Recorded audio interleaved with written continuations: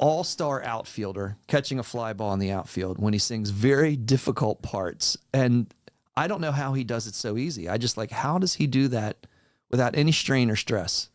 Hit the notes that he hits so effortlessly and so calmly and so relaxed and able to put on a great show in between. And I thought it was cool because, you know, there weren't a lot of people there, unfortunately. I know, surprisingly. So they missed a great show from Right. two great bands. Yeah. But we were close enough, and the sound there. So I think this is probably the closest we've been to the stage for a show. Yeah. And more towards the center of the stage, you didn't get a lot of the line array audio. Right. The Right. projected audio. So at first I thought, you know, Mark might be struggling a little bit, but then I realized it was the difference in the PA. Right. And we were hearing him often, just his voice. Exactly. Right. Right. And it was like, I agree. It's like the dude can sing his fucking nuts off. Right. And like he's just talking like we're talking right now. Yep. Yeah. And of course, John Notto's a beast to me too. So like, you know, his soloing, his guitar work, his guitar riffs, phenomenal. So we have a whole segment about this that we did a year ago. Yep. When they released Can't Find the Breaks, why you should go listen to Dirty Honey. This is the end of that tour. Correct. So, you know, I saw them last fall. We saw them this fall.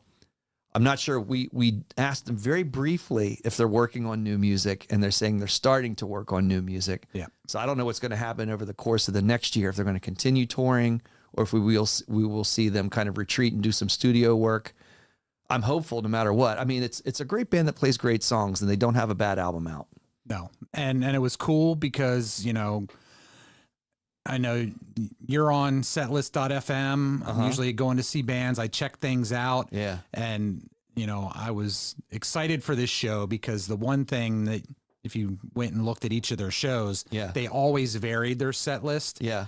But then I guess this show in particular, or the stop just prior to Charlestown, they had talked about it during the show. They completely just threw everything in a blender and totally redid the set list. Yep. And there were 4 or 5 deep tracks that, they haven't necessarily played any of the times I've seen them. Right. So that was really cool. Absolutely. Yeah.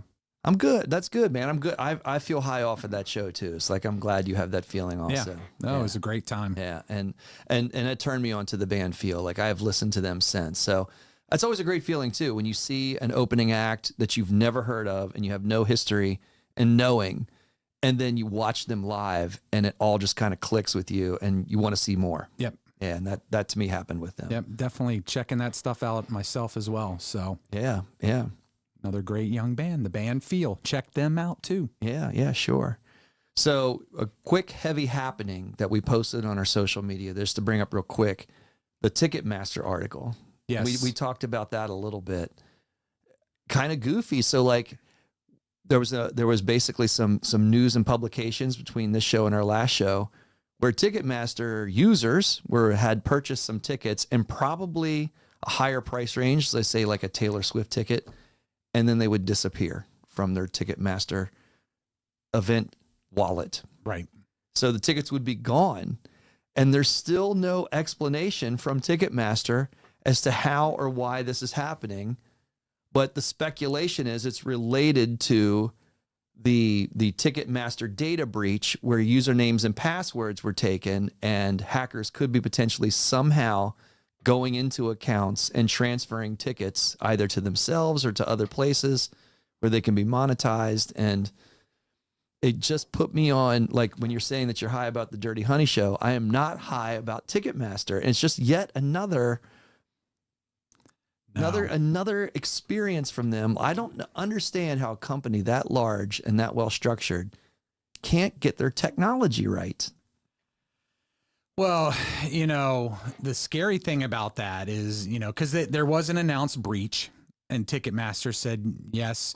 But the thing they did say was no one's account information, none of their financial information, right? None of their contact information was accessed. Right. or accessed. Yeah. So everybody is fine. Right. And now all of a sudden this is happening. Right. Like several which months later, tickets start disappearing. somehow you have to be able to access the account. Right. So, we've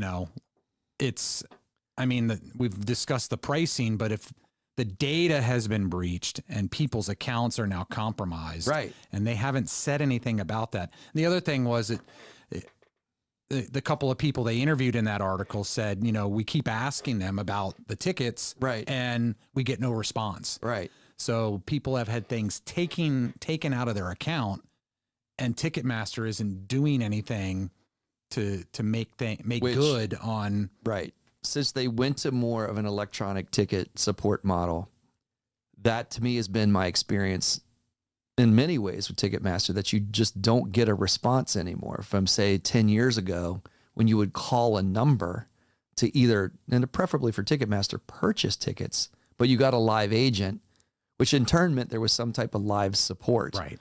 And all of that's completely out the window now. And any type of question or concern goes to the nether when you bring it to them. One of my huge complaints about Ticketmaster right now, and also my other, is that for me personally, I work in an environment that has a wide area network, and it's a very public and established environment. So it's not, off the road and mom and pop kind of shop.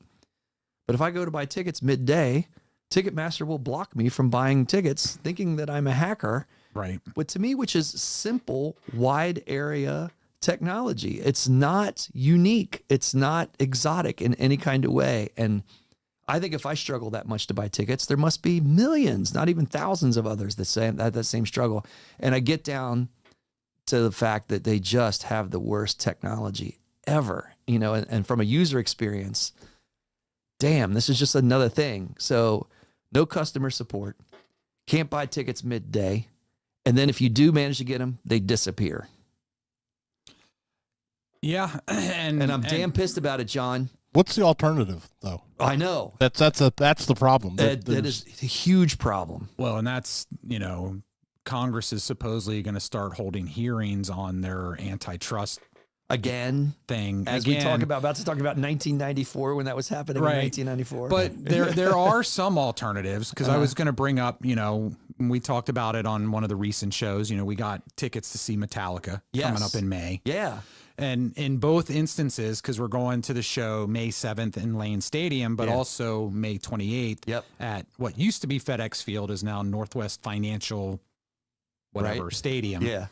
But SeatGeek is the ticket provider Right. for that venue. We did not buy resale tickets. So like when people hear SeatGeek, that's what they think. But the initial sale, the original sale was done, like to me, surprisingly, through SeatGeek and not through what you're saying, John, the alternative of Ticketmaster. So there are a few, Access has come out. Yeah. And like, I guess they do some of the venues down in Richmond, but when we went to see Motley Crue in LA, that's how we had to buy our tickets, was through them. Now the question is it just putting a lipstick on the pig, and it's actually Ticketmaster just with a different name? Right. But I will say, at least the SeatGeek experience, we got tickets pretty simply. We did. There wasn't, and certainly it wasn't Taylor Swift, but I mean, there have been other big bands that have had issues going through Ticketmaster and trying to get tickets the day of. Right. And you would think Metallica would have been that same way if it was Ticketmaster, but the SeatGeek experience was great. Yeah. On the flip side, our alma mater, can't say too much about that, because they clearly we're not ready for Virginia, because those tickets went through the Virginia Tech ticket office. Yeah. And we sat in a queue for about 45 to almost 60 minutes before we were able to buy tickets. Yep. And my understanding is that was what everybody experienced. So yeah, a little bit of different spin. So hopefully, some of these things generate more competition, more businesses. Sure. Whereas Ticketmaster's tried to just kill those small people, the small options. Yeah. The Salisbury Center used Eventbrite. I'm just saying. I'm happy about that. Very happy about that. We get tickets easy here. So I just had to rant about that a little bit because, I've considered myself usually an upbeat kind of positive person. Sure. Damn, they put a burr in my ass. Just Yeah. hate Ticketmaster. Well, go ahead, John. No, it's tough when because Live Nation owns Ticketmaster. Mm-hmm. Live Nation's gobbled up a ton of venues. Like they have like grips on everything, Yeah. and they're a large enough company where they can just essentially starve out the little guys, Right. and just survive on a loss long enough until you can't, Right. and then what else? Like I said, you're back to this thing of what are your other options? Right. Right. Well, yeah, you get the big companies because Live Nation used to be their own separate entity, and then they merged. Yep. So, that's, is SeatGeek next because they seem to be making some inroads there. But we're the ones paying the price, man. We are. Yeah. Get back to that. The small guy always pays the price. No, I'm not happy about that. But I mean, right, we'll keep moving on. Obviously, buying tickets from Ticketmaster because we're going to go to the You damn have shows. to, right? It depends. Yeah. Certain promoters, that's all they use. But the But other we kind can of. still bitch about it. We can. Absolutely, we can. And, the other kind of disappointing piece of news that came across yesterday was Jakey Lee I know, that's shocking. was Shockingly sad. shot multiple times. And I think 5 times. yeah, While out walking his dog Right. in Las Vegas. So, Stunning. yeah. And, sounds like he's going to be okay. Sounds like, yeah. And So- another stunning piece. That was really kind of a quick report that he was in good health, like that everything. So fortunately, it sounds like he didn't get hit in any crucial areas. Right. And it sounds like that there was also, I guess, progress in arresting someone associated with this. And it wasn't related to anything, specific to Jakey Lee. He was just the wrong person in the wrong place at the wrong time. Right. Yeah. And, that's great because I had just also read a recent article where he had been having some health issues related to his Right. hands Right. and his ability to play and has been able to rehab that and Right. is starting to play again. So hopefully, speedy recovery and maybe we see some new stuff from him very soon. Love Jakey Lee. How can you not? I mean, we were talking about this. We were talking about the Badlands album. Yep. Like getting back to that, and we need the Badlands album. And Jeff Salters walked in and gave me the horns. You might be the biggest Badlands fan I know, actually. I mean, I'm not saying that you're not, Kevin, because you certainly are, because you were asking me about it, but we need to see it in streaming. Yep. Some publishing companies need to get their shit together and get that back out in streaming again so more people can listen to that stuff, because Jakey Lee kills it on those albums. Definitely. Yeah. All right. Well, that's enough. That was some quick, heavy happenings. So thank you all for kind of riding through. And we'd love to hear comments, on those particular issues. If you have them and watching this at any given point, we'll be sure to comment back to you. Definitely. All right. All right. So segueing into the big segment of the night, we, at one point in the beginning of the year, were excited for the year of 2024. So this happened probably sometime in the middle of last winter. We did our segment, which we call Bottoms Up.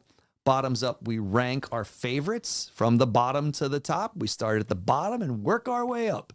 And we did that with going 40 years back to the monumental year of 1984. But Kevin and I were talking at one point, 1984 was a great year for music, but also 30 years ago in 1994, that was an excellent year. Pretty stellar and a For lot of rock change in the music. music industry Yeah. going on at that time. And I think that we could probably, in some point in our discussion, contrast this to some of the discussion we had about 1984. So we're going to, complete a bottoms up. You and I, again, as always, we don't know our selections and choices in the order that we put them in. And we can talk about that as we reveal our choices from 1994, from 10 to 1. Let's do it. Let's do it. All right. So I just gave the big, long explanation of what this is all about. Do you want to kick off? You want me to kick off?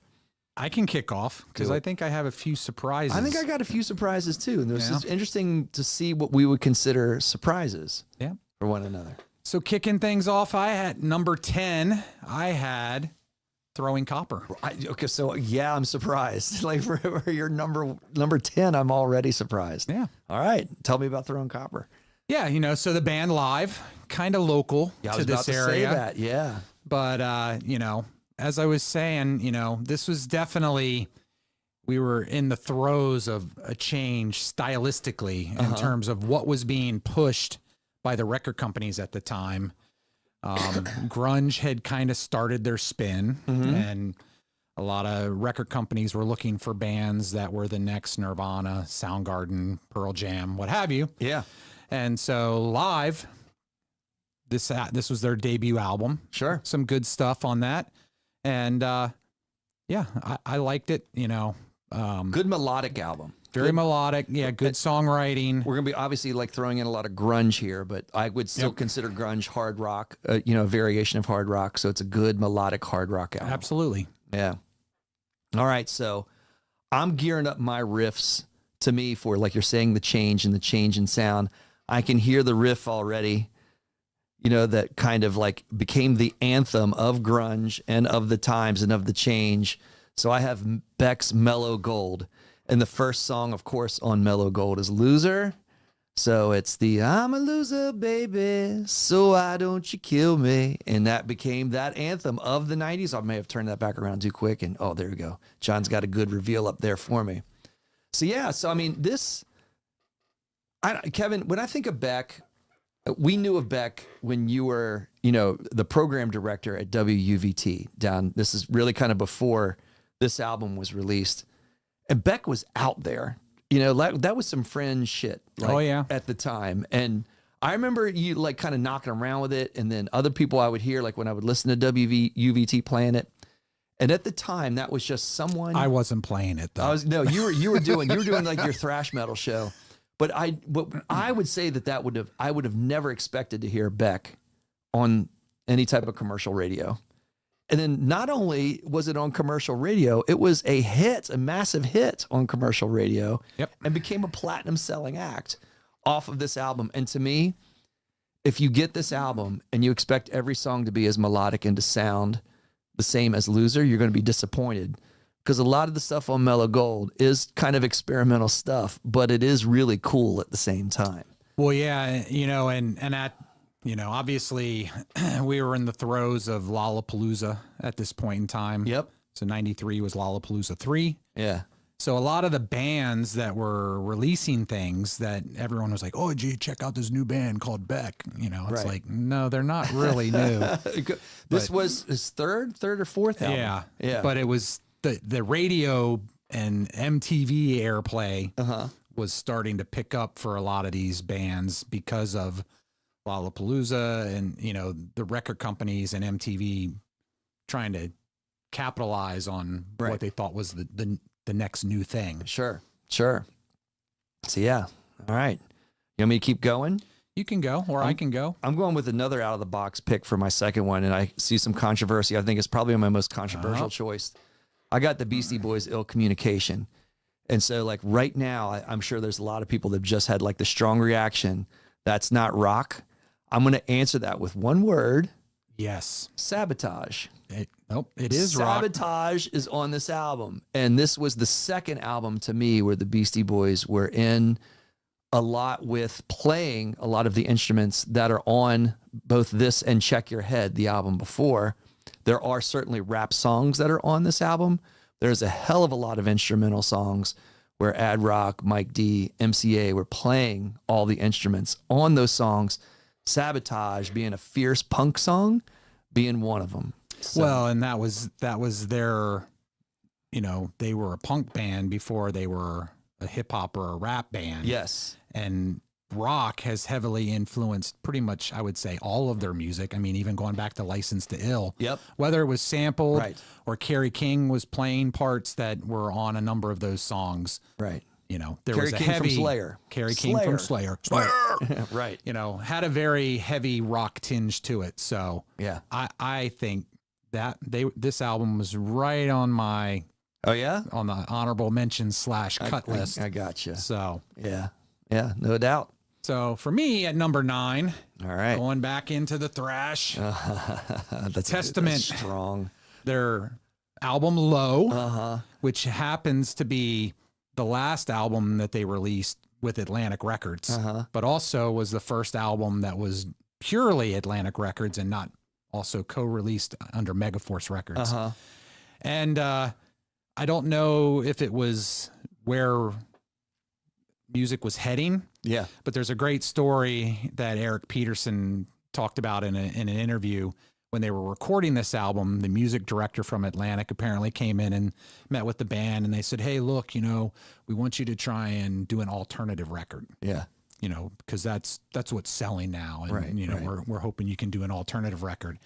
And I guess their response was the one song on the album that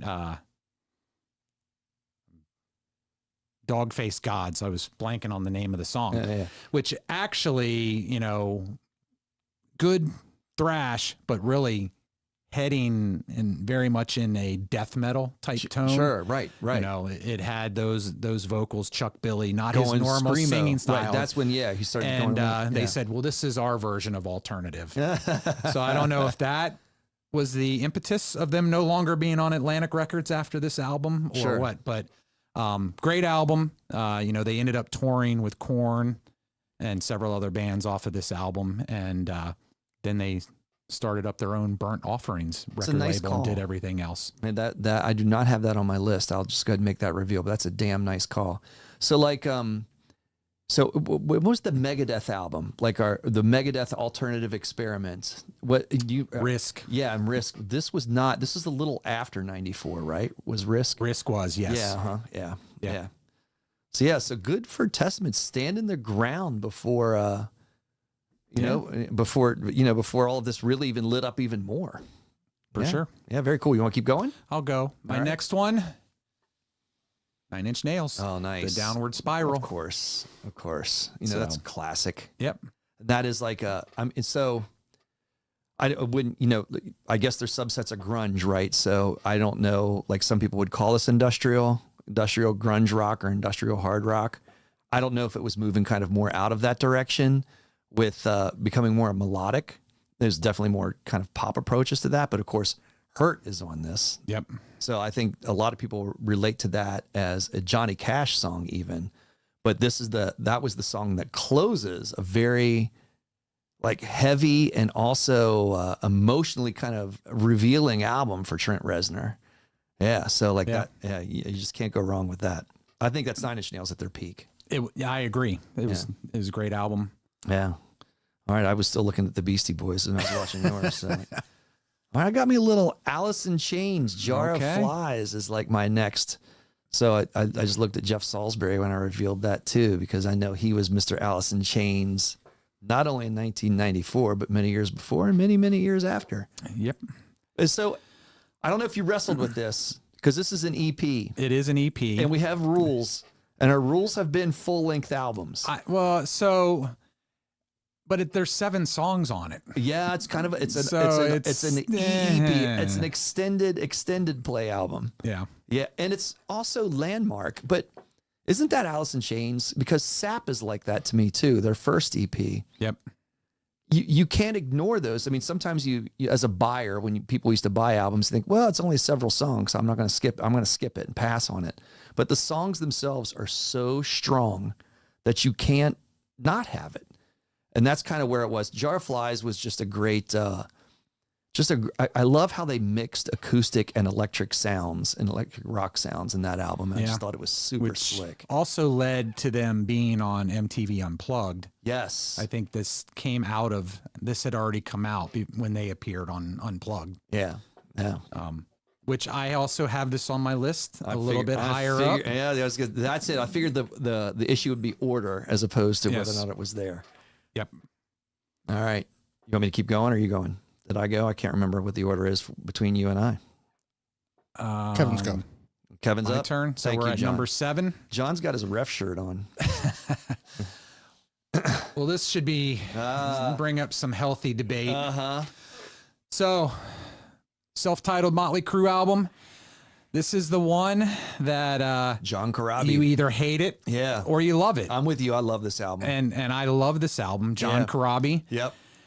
I wish they had just kept going. I know. I do too. Because obviously Corabi can sing. Uh-huh. And Vince is vocally challenged, definitely now. I thought the songwriting was much stronger. Absolutely. With his involvement and Mick Mars's involvement. Yeah.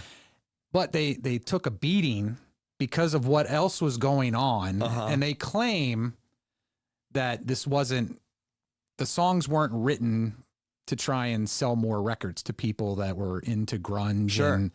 and you know, that type of stuff.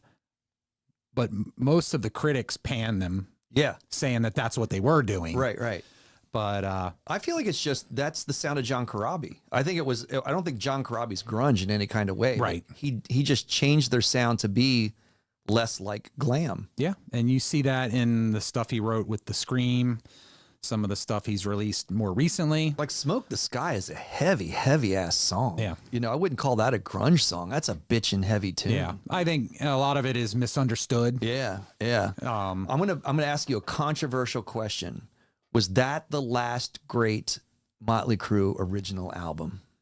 I would disagree. Okay. Because I like Saints of Los Angeles. That's Yep. where I would go to. I think that's where it ended. Yep. Right. So the last great, and I'm not Yep. saying that the others are good, but the last great Yep. Motley original album. Yeah, and you know, it's not through and through. Yeah. You know, I think this one was probably a little bit closer Yeah. to great stuff beginning to end. Saints of Los Angeles, you know, had some eh, Yeah. Yeah. But- Right. but still, you know, compared to things that came out after that, Mm-hmm. Were you I'm guys, not a fan. Were you guys at the show where we opened for Bullet Boys and the Scream? I was not. I wish we were down at school He then. is so phenomenal. I've loved him since before then. What was the song they had? The Man in the Moon or what was it? From the Scream. Yeah. Yeah, I'm trying to think of that. I don't know the title offhand. They Yeah. had that song that was popular, but man, they were so good live, so nice. Hell yeah. And I think you guys are right. Like, if they would have stayed with him, they might have actually still be doing stuff and not being made fun of. Right. Well, and you know, the Scream was kind of obviously you get it offered to join Motley Crue, you're going to probably change, but the Scream, they had great reviews and Yeah, they were awesome. they were on their way, but Mhm. you know, Bad timing because they were becoming popular right as grunge was sort of pushing everybody away. Yeah. But yeah, it was the Scream were definitely one of my favorites of that time for Mhm. sure. Well, I guess it would have been right before that, Yeah. probably 92, 93. Yeah. I could have done easily. So that's like you're saying, the honorable mention. That's an honorable mention for me. I don't have it on the list. I could easily do 20 albums. I could have done 20 from 84. I could do 20 from 94 very easily. So, but I do love that Motley album, and I'm with you, Kevin. I think it's a completely underrated album, just in general. Not even a Motley album, but just it's a really, really strong album. All right. Well, I'm going to kind of the kings of the rock sound at this time, which is Pearl Jam with Vitology. It's a great I was afraid album. you were going to go there. It's a great album. I love this album. You know, your brother loves this album. I was surprised by that. Like, he's a punk rock kid, and He Yeah. did until they became mainstream. yes, yeah, Then they were pop culture, so he stopped liking them. right. This is, I mean, it kind of fell off pretty quick, but I wasn't sure if he would like this album. And it's not my favorite Pearl Jam album. And that doesn't mean, it's definitely my top 5. It doesn't mean that it's a horrible album by any means, but obviously I have it Sure it does. mid-range on my list. And obviously Jeff Salisbury is not a fan. There's a lot of strong songs on this though. Corduroy, Better Man, Rearview Mirror. Butterman. Yeah, Butterman, exactly. There was just a lot of radio play of this album. And, I think it's really just a solid, this really to me is when you think of Pearl Jam and the sound of Pearl Jam, this is the third of their first 3 albums. And that is the sound that I think people associate with the most. I like the first 2 better. I said it's not my favorite one, Yeah. but I do like this album a lot. Yeah, we didn't do 90 and 92. Not yet. Yeah. Yeah. We're gonna have to get it on the 5s. Yeah, right. Yeah. All right. All right. Was that your 6 or 7? I don't know. Let me count. That was my see. That was Just can't 10, remember where we're at. We're on number 6 right 8, now. 7. That's my 7. All right. So you want just- me to go? Yeah, go ahead. All right. So at number 6 for me, I have Amorica. That's a beautiful album. God Great damn, album. I love that album. Great album cover. No, right? That That's was- that's the band album cover. Like that's a rarity now if you have that on CD or tape. That is true. Yeah. And apparently they borrowed the picture from a 1974 Penthouse. cover of Hustler. Oh, I thought I think it could be Hustler. One of them. One of them. But like one of them. I mean, that kind of speaks to the times too. It's not as trimmed as, later years would kind of produce. Exactly. But look, that's a beautiful album to me. Like every song on that album is extremely strong. And you know me, I love the Crows. So you're going to see that on my list. Again, Wiser Man. Yes. Wiser Time. Wiser Time. That's Yes, right. Yes. You're thinking, but you mixed it up with Better Man. You're back on the Butter Man. Yeah, I'm on the Butterman. Yeah. Good stuff on that album. Uh-huh. And they still play a lot of that stuff live. So Just the It's Crows at this time period, we're just kicking. So here's my number 6. Now I have my 9 Inch Nails. So there you go, Kevin. I just had it a little bit higher than you because I think it's quintessential sound for 9 Inch Nails. Of course, Closer, we didn't say that, is on this album. So that's the Fuck You Like an Animal song that most people associate that with that line. And those that hear it, because if you don't have the album, that's true. when they play it on the radio, Yes. you don't hear that. You do not hear that part of the song, but that song is played a lot. Oh, yeah. Yeah. I remember that was a song back when I'm going to bring this up for Jeff when he was at a local restaurant here called O'Toole's. They tend to play that tune quite a bit, like when we were up there on the weekend. Oh yeah. Yeah. So again, like that's Trent Reznor at his peak. So big love for the Downward Spiral. Back then, did they edit out the whole part so it just had nothing in there? Because I feel like now they would be like, they would "I want replace to it with like like I an want to love you animal." like an animal, or they throw something in there to change the word out. They don't change the word. Nope, It was just nothing It at was all. just Okay. dead air Yeah. for a second. which almost drew more attention to it, right? Because it's like how Jimmy Kimmel does that segment about unnecessary censorship, like our moments in unnecessary censorship, and then makes it sound worse than what it actually And is. they're like, I got to go find that song. Yeah. It's like sticking that little label on the. And I still have the CD, of course, from the CD days, and it has that parental advisory label that's Yeah, down there in the corner. Of course. For obvious reasons. There's a lot of just good, strong, like kind of quasi thrash industrial songs that are on that album too. Yeah, well, and there was a lot of great bands of that same kind of style. Ministry was getting Yep. huge then. Front 242. Uh-huh. So Yeah. Very cool. All right. Go ahead. we got a lot of overlap coming because at number 5, There's your Jar of Flies. Jar of Flies. Yeah. On my side. Yeah. Anything, any love for any tunes on that one? I Stay Away. Oh, that's a great. I love That that was their song. single. It's a good video too. Yeah. It's a good, No Excuses. I love No Excuses. And, Nutshell. Mm-hmm. Second song is, Mm-hmm. it's all good stuff. Alice is just always wrote solid tunes. Yeah, and like they really, to me, like that EP is heavy on mixing acoustic and electric sounds, and they paired it so nicely together. Jeff Salisbury, did you ever play any of those songs off of Jar of Flies?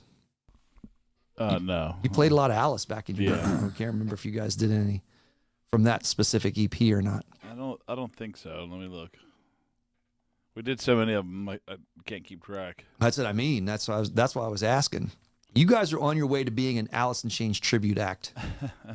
That's when we saw. We didn't mention this. We went to First Friday Manassas and saw Bart Harris with Junk Food, and of course he played Man in the Box, which made me think of you there, Jeff. Oh yeah, I appreciate that. Yeah, you crushed that song. I always loved you doing that song. Thank you. Yeah, I wouldn't mind finding some guys to do a Alice in Chains or Seattle tribute. Get back into that a little bit. Yeah. Didn't blanking on his name right now, the Four Horsemen. Didn't he say he did Alice in Chains? I think you're right about that, Sean. Sean. Yeah, from the lead of the Four Horsemen. Yeah, Yeah. I think he did. Wasn't an Alice Chains tribute act for a while. All right, my number 5 is a band that I just can't get enough of, and I knew it. blessed to see. Really? All right, so you knew it was coming from I me? knew it was coming sooner or later. King's X Dogman. So again, like I don't think that if you're a King's X fan, which it's a niche audience, right? For sure.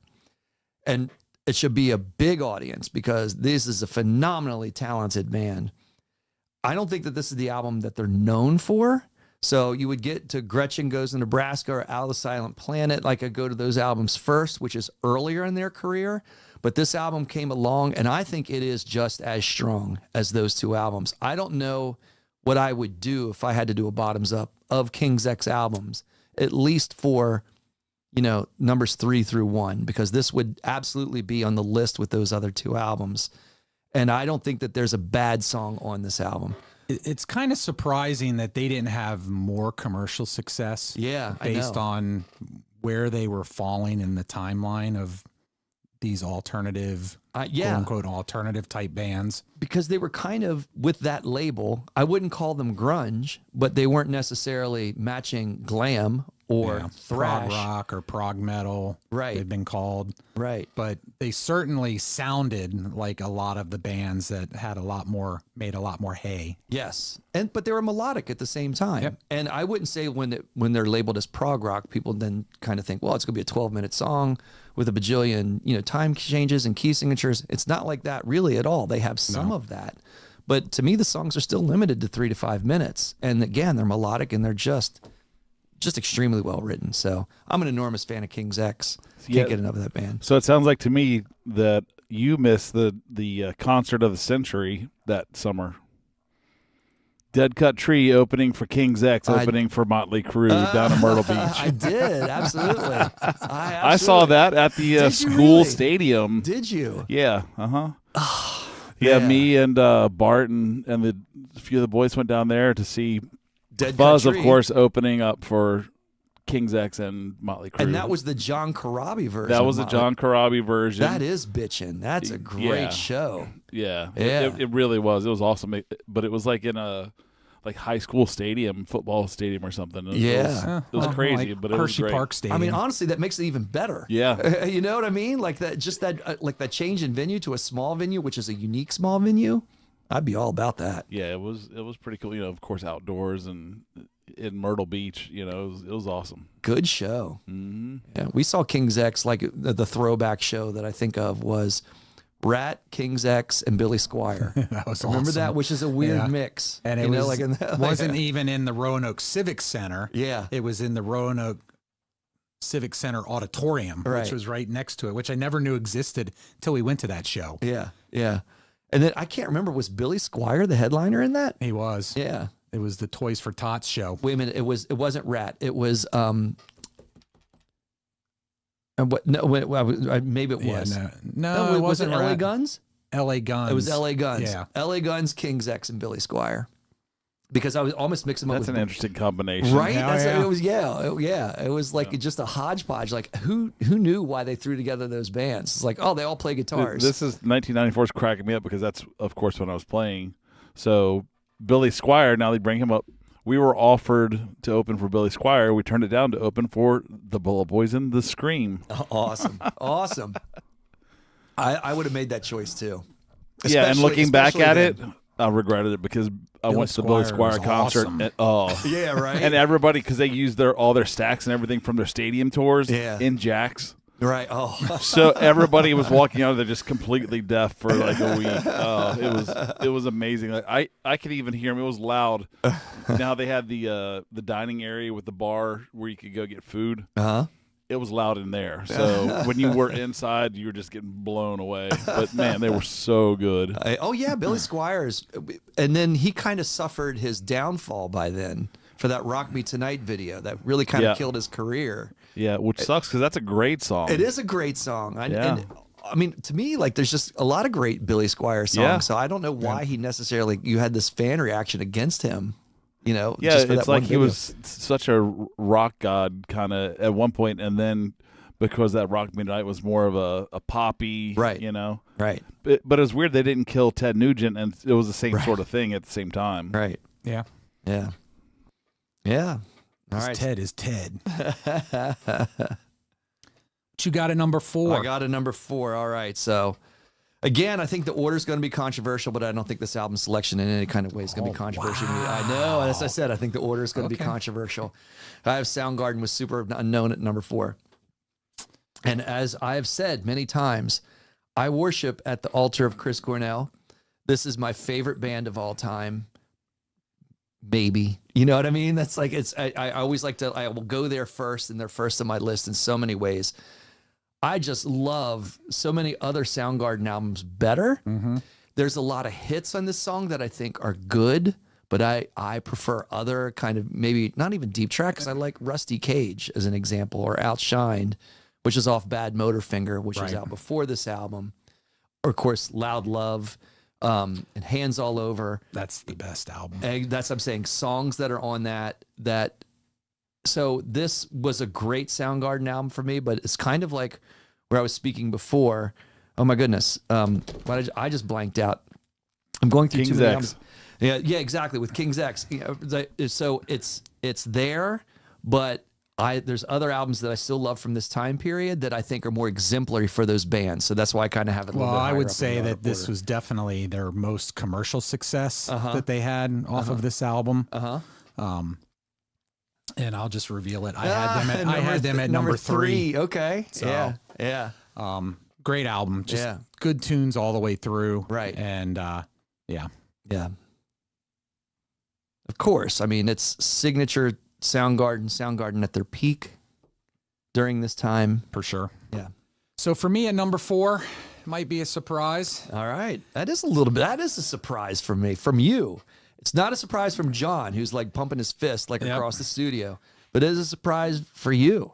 Yeah, well, these I were know the you were into guys them that that much. these. I'm not a huge Korn fan. Yeah? but this is the album that created new metal. Uh-huh. I think this led Yeah, it. you're right. Yeah. And At least brought it to the public attention. it like brought it big to the attention. public. And I wouldn't necessarily call it new metal Uh-huh. per se. I would call it new metal. yeah. Yeah. I label Korn as new metal. Well, I mean that's how they're labeled, but Uh-huh. to me, they sound like lots of other metal bands. Sure. and even Right. one or two that might be above them on this list.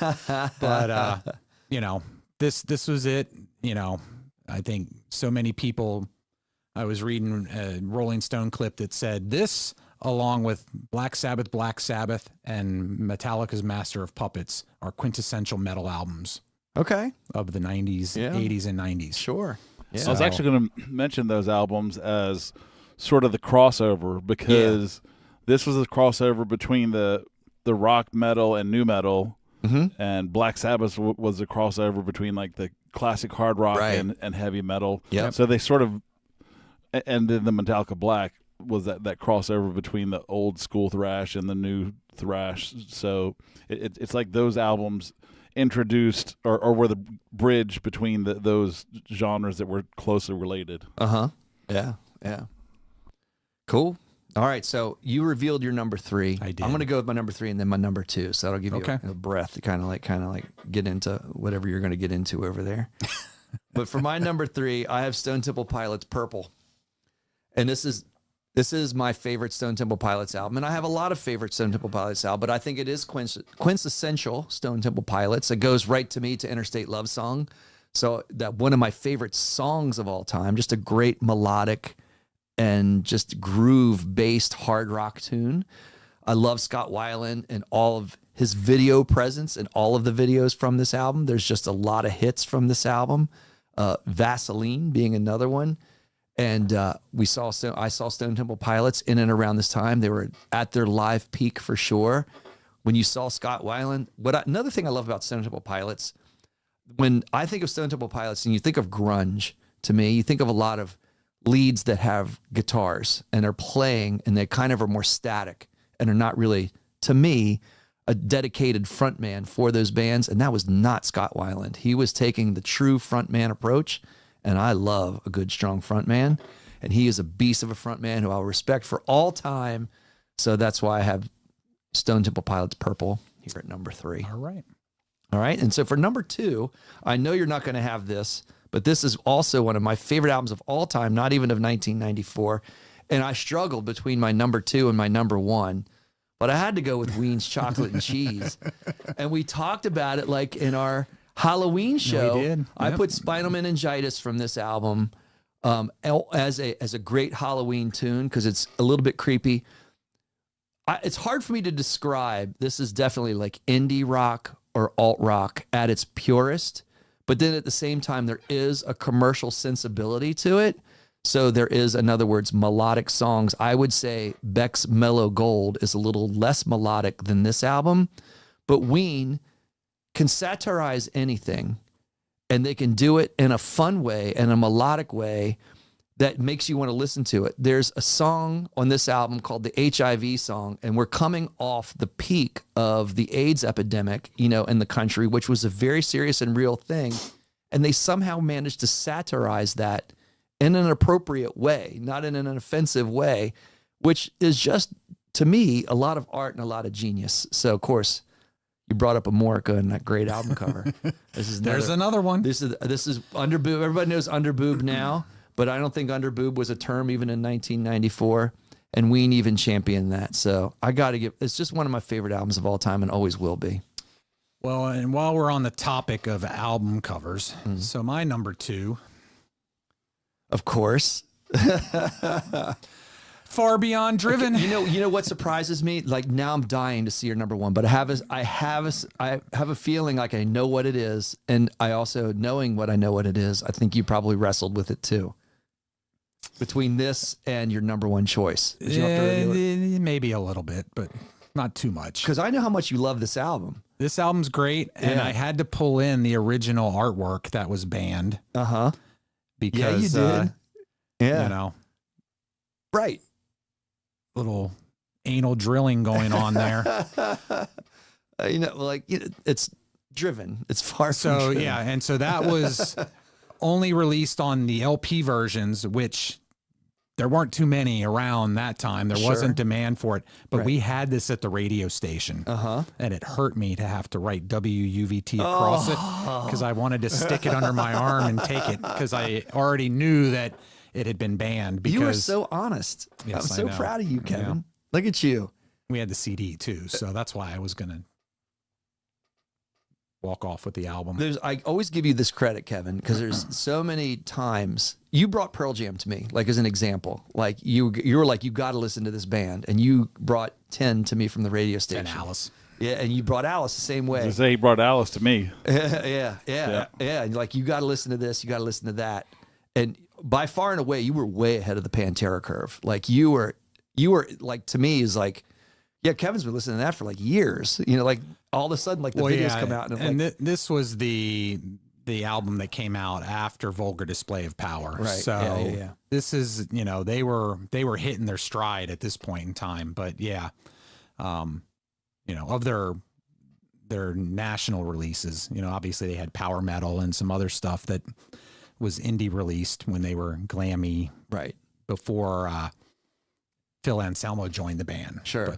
And Pantera, to me, you can give them a lot of credit too. And metal, like true metal, was kind of losing its credibility to grunge, and Pantera was the band that held it together and held in there. They were not changing. No, exactly. Yeah, they knew who they were, and they were very proud of who they were. Well, and kind of in the same vein as we were talking about with the Testament, a couple of the songs they put out on Low, Pantera was getting more and more thrash, borderline death metal.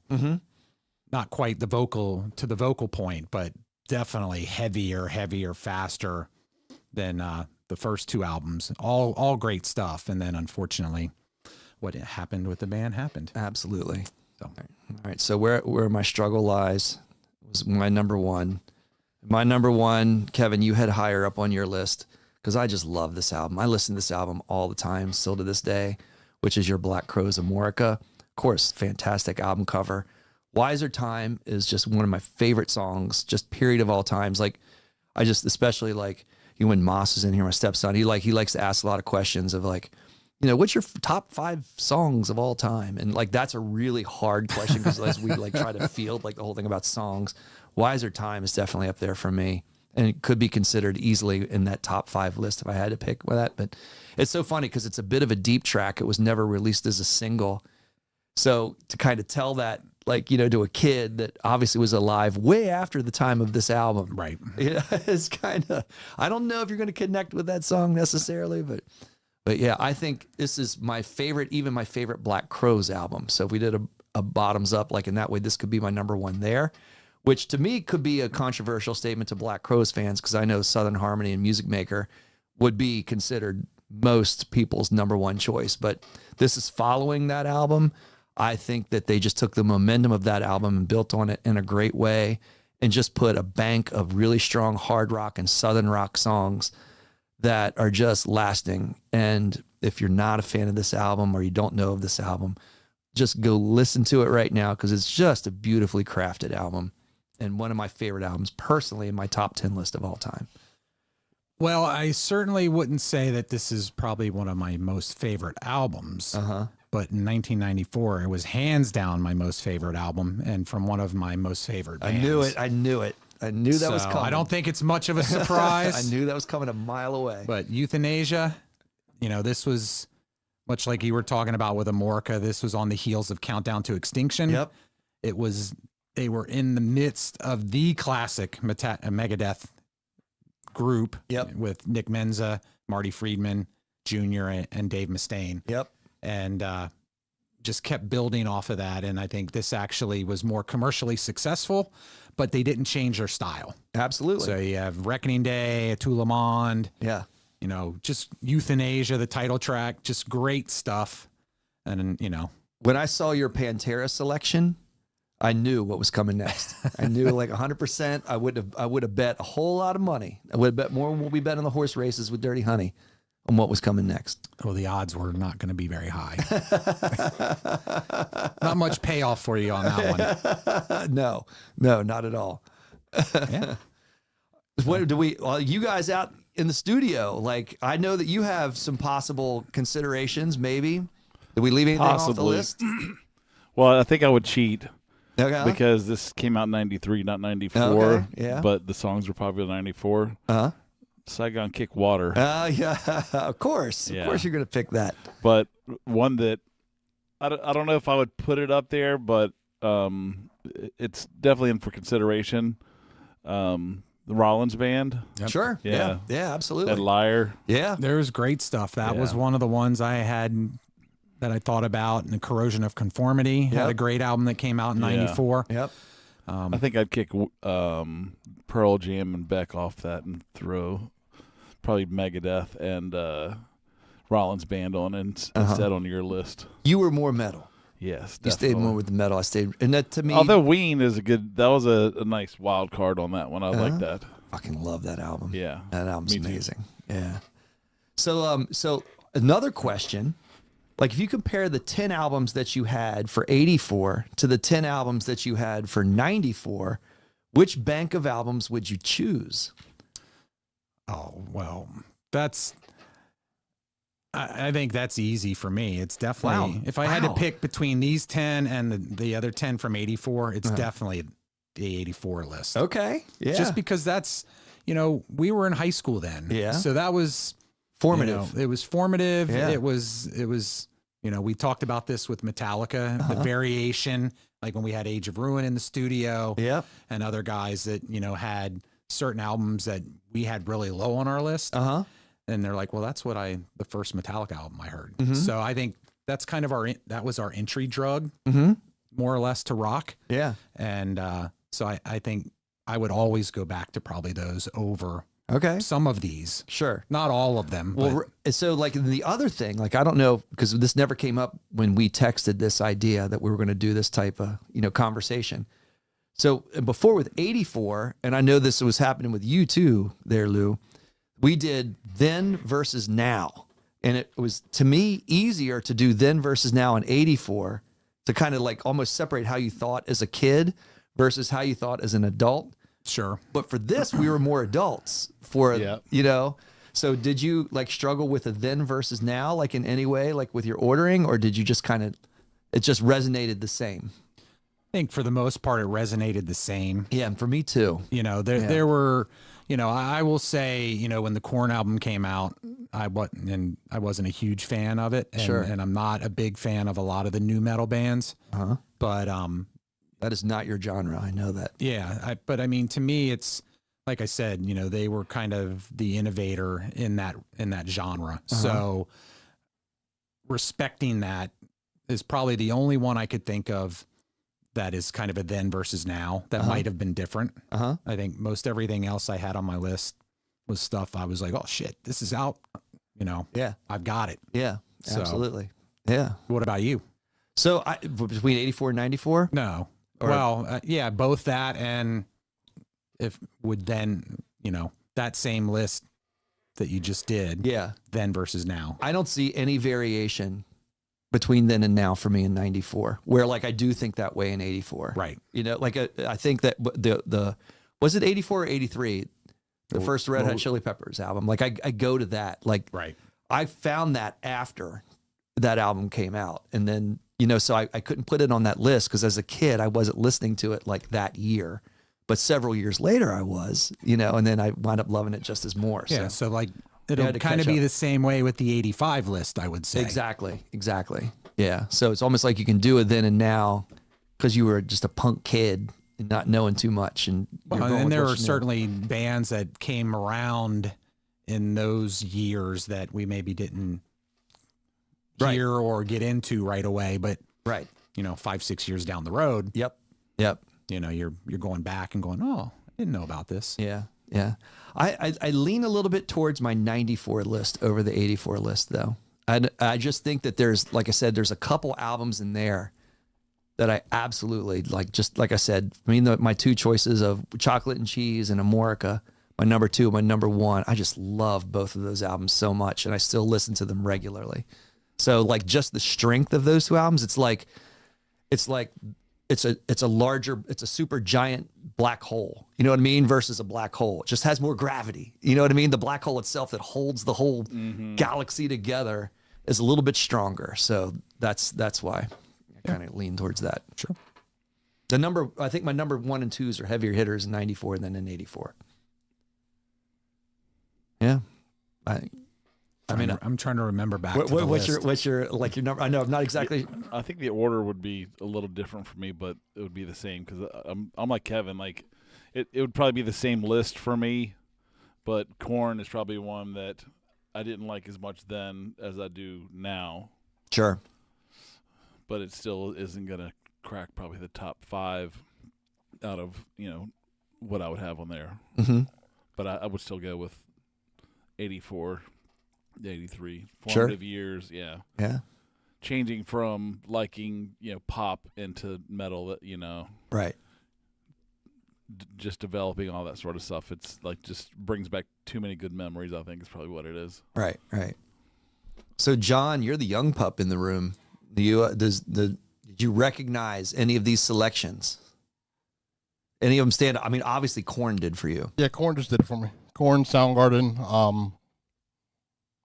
Those are the two I can think of off the top of my head. But I just grabbed your 84 list if you want me to throw it up on screen so you have some reference. I think my 84 list, I went with the old school art department. I did not have the electronic art department. I had the paper art department.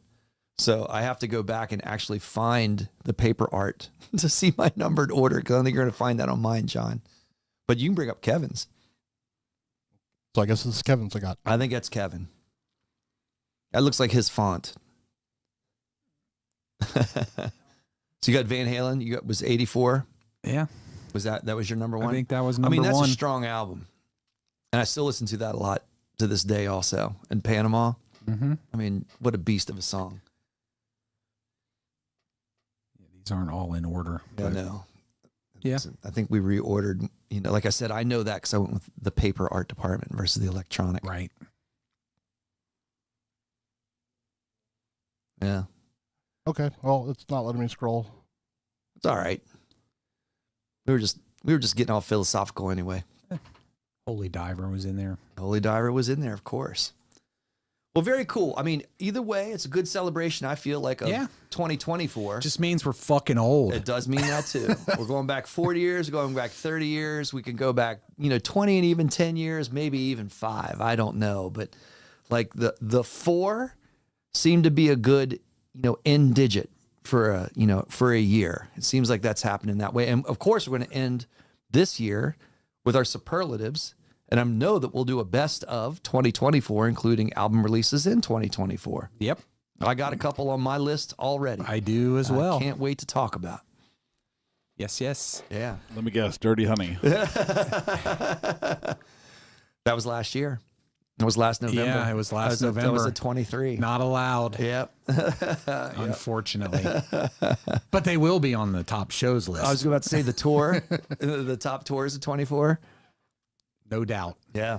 Okay, I think I got it. If you just want to, I can scroll through your Kevin's 84 list. Bringing Kevin's 84 All list right. up. I see little animal eyes. Where are you looking? You looking through the? Oh, you're looking through. I can see through the glass. Okay, and I can see through too.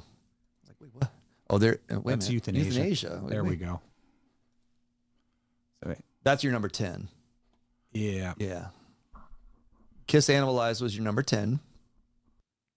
Last in Line. Last in Line by Dio. Judas Priest, Defenders of the Faith. Scorpions, Love at First Sting. Metallica, Ride the Lightning. That kind of looks like the Sons of Anarchy cover, right? It does. They stole it Yeah, right. from Yeah. the Scorps. I know. Love the Scorps. Rat Out of the Cellar. on. I think that was up for me. Twisted Sister, Stay Hungry. Autograph, Sign in Please. Not Sign in Peace. There's your Van Halen 1984. Yeah. Yeah. All good stuff. Look, we can cut and splice this up and make it into a little social media talking point. Yeah. Yeah. Very cool. No doubt. Yeah, so a couple announcements, right? We got some shows coming up here at the Salisbury Center. Sure. So October 27th, Halloween Metal Fest with Kill the King, Black River Bloodbath, The Plan, Grayscape, and The Exchange Project. That sounds Halloween. And very Halloween. Then there's also the Misfits cover band on actual Halloween. We saw that announced today. Yeah, we've got some new things coming up. We got a guy that used to be around here that promoted some shows and comedy stuff that moved to L.A., worked on The Mandalorian, did some like cool nerdy stuff. Don't tell Pete that. He'll be all over him. Yeah. So he's actually going to be, it's him, Jason, and Ryan, who Ryan works with us on Katezilla doing AV stuff. And Jason and Ryan are from the Shop Gym. They're all in a band. Cool. So I think that's going to be them doing that. Misfits. Mm-hmm. Nice. Cool. Yeah. So they're doing a couple different things. They're doing that. They're doing, I think the 24th is like a independent film viewing showcase cool. with a couple of local independent filmmakers. Like that. Yeah. So we're going to start doing some things around here, changing it up, getting a little bit more music going, opening it up more often, being available for football games and more local music. Excellent. Stuff like that, yeah. Excellent. And then November 22nd, Doc Martin and the Flannels. Talking about the 90s, the 90s tribute right? band. I know. I was thinking, I thought it tied into our conversation tonight. For sure. November 30th, I won't be here, but the Taylor Nation show. Yeah, I'm busy. Post You Thanksgiving. got a thing. And then December 2nd is the Hers Collective, another metal band, Cool. Metal Night. Yes. So Also, I know it's not rock, but the Delta Spur 10-year, they've been in a band for 10 years. They're doing the 10-year anniversary show here. Cool. Very cool. On December 6th. They're a really good country band, cover band if you like them. Cool. Cover Sure. band. cool. And we mentioned it before the show, but you can get your Stand Up and Shout rock show Come t-shirts. on, man. Start your holiday shopping. Shop standupandshout.com. Stop. Stand Shop. Up and Shop standupandshout.com. Yes. Or just go to the getwild.com website and click on getwild.com. merch. All right. And then you'll have access to the other merch for the other podcasts. But, for trick-or-treating purposes, buy lots of T-shirts. Yeah. Stick them in the little kitties' bags. And it's healthier than candy. Healthier than candy. Yep. And any leftovers, you can give them out as Christmas presents. They'll also be good stocking stuffers. I know. That's what I'm sure. saying. That's holidays Absolutely. coming, man. You got to buy those things. You look good. You look good in them. Promise that. We should get some stickers up on the... Yeah. Either way, all of it looks good. It all looks good. All right. All right. Anything else? All good, man. It was all good. That was another fun little countdown. Yeah. Yeah. Absolutely. And hopefully we'll be here on Halloween. I'm peer pressuring. TBD. I'm peer pressuring. TBD. Trick or drink. Exactly. All right. Well, that's going to wrap us up. And make sure you check out all the other podcasts on the Wild Style Network. And until next time, see y'all. Yeah. This is WSN.